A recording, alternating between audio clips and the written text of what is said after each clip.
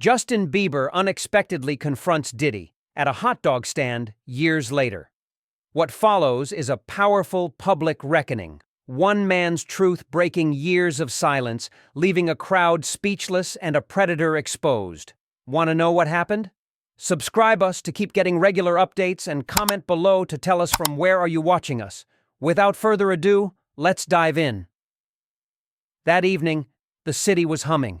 Sunset stretched long shadows across the sidewalks as the smell of sizzling onions and grilled meat drifted from a hot dog stand on the corner of 45th and Mercer. People laughed, chatted, waited in line, just another ordinary day. But for Justin, it was anything but. He hadn't planned to stop. He was just passing through, headphones around his neck, hoodie up, lost in his own thoughts. But someone caught his eye. There, at the front of the line, stood a man he hadn't seen in over 15 years. Diddy.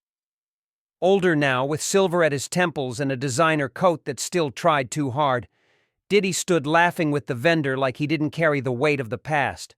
Like he hadn't built his empire off the backs of broken kids. Justin stopped.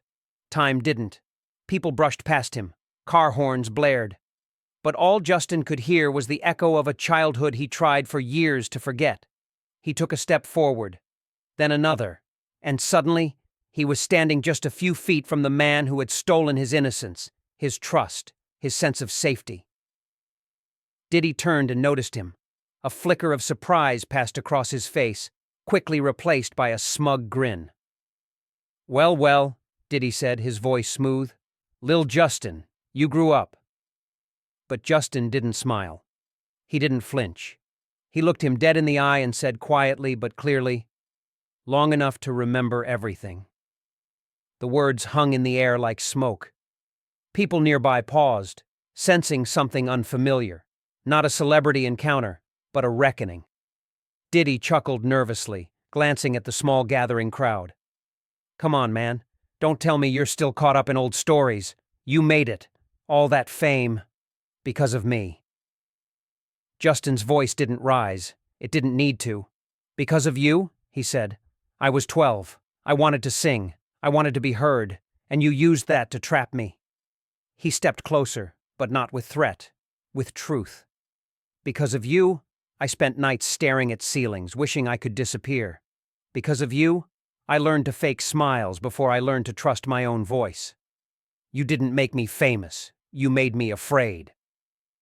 The crowd grew still. A tourist slowly lowered her phone. A kid eating a hot dog stopped chewing. Diddy said nothing, because now there was nothing to say. Justin breathed in, steady, grounded. You wore power like a costume, he continued, and used it to silence children who just wanted to create. But I'm not a child anymore. I'm not your secret, and I'm not your shame. His voice didn't crack. It resonated, like a bell rung after years of silence.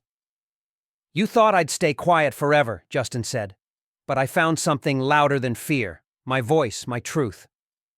Diddy looked around. The hot dog stand, the sidewalk, the onlookers who were no longer looking at a star, but at a coward. Justin took a final breath. I didn't come here to forgive you. I came here to free myself from you. And with that, he turned and walked away. He didn't wait for applause. He didn't care for validation. He just walked. Behind him, Diddy stood frozen. No cameras, no handlers, no defense. Only silence. And for the first time in years, Justin didn't feel small. He felt whole. Because sometimes the most powerful moment in a survivor's story is when they speak it out loud.